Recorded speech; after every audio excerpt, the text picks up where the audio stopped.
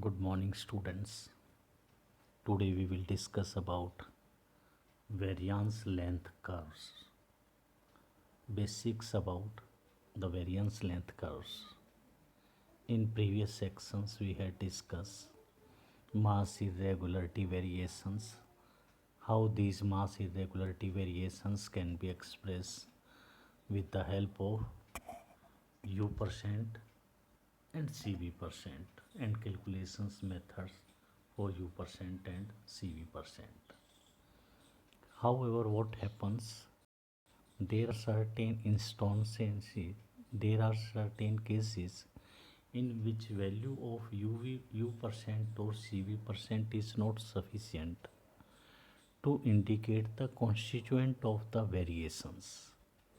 Suppose there are two yarns, both are having same value of U percent or CV percent. However, one might be having more amount of short-term periodic variations, another might be having more amount of medium-term or long-term periodic variations. So, U percent or CV percent alone cannot indicate about the constituent of the variations, and for that we calculate variance length curves. What is variance length curves? Actually, the variance length curves CV calculated by using different various cut length, say cut length of 1 centimeter, 2 centimeter, 1 meter, 2 meter, and so on. And corresponding to those cut length, what is the value of the CV? You all know that as we increase the cut length, the value of the CV will be lesser because variations they gets averaged out. So variance length curves can be determined by cutting the samples into small pieces. Let us consider here we generalize the term L length. You have cut the samples into pieces of L length and then calculated the mean value and then coefficient of variations. This coefficient of variations is between L length of the samples. Now we change the cut length L into a different cut length, increase it, and then again we have a large number of CVs corresponding to different values of the cut length. Now when these CVs they are plotted on a double logarithmic scale, what?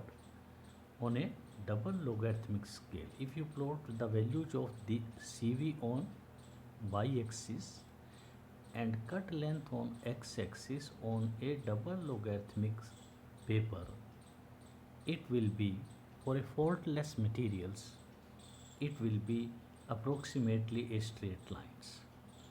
If there is a forces, then the corresponding variance length curve to the faulty process that will be deviating above the ideal lines where it must be, and we can detect that this is the process which is causing problems, creating specific problems in the materials.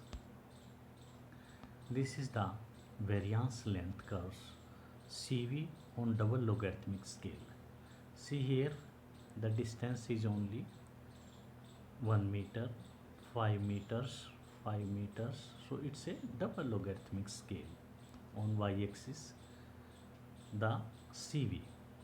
Similarly, on x-axis, the CV is having a plotted on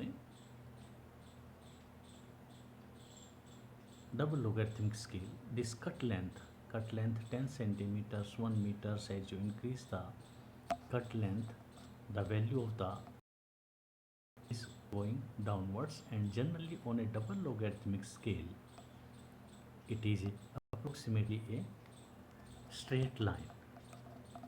So how to calculate the values of the CV at various cut length.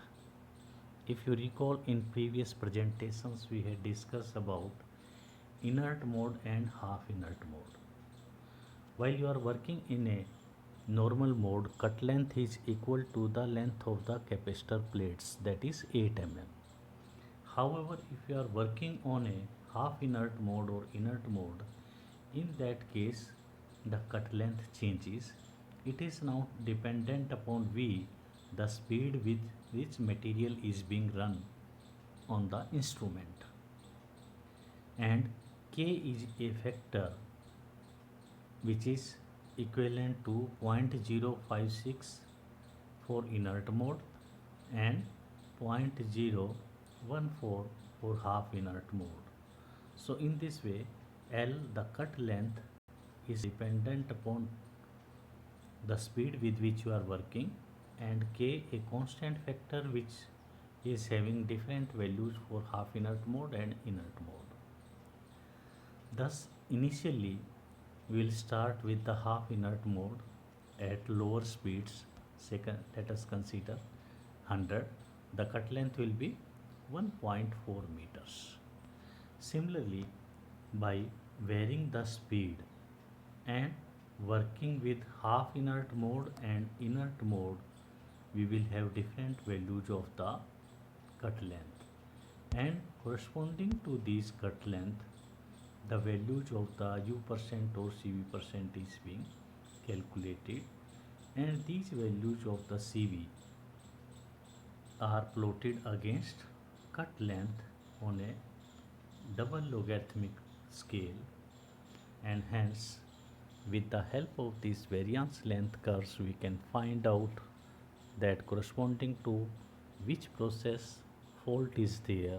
How to find out that process we will discuss in the next lecture.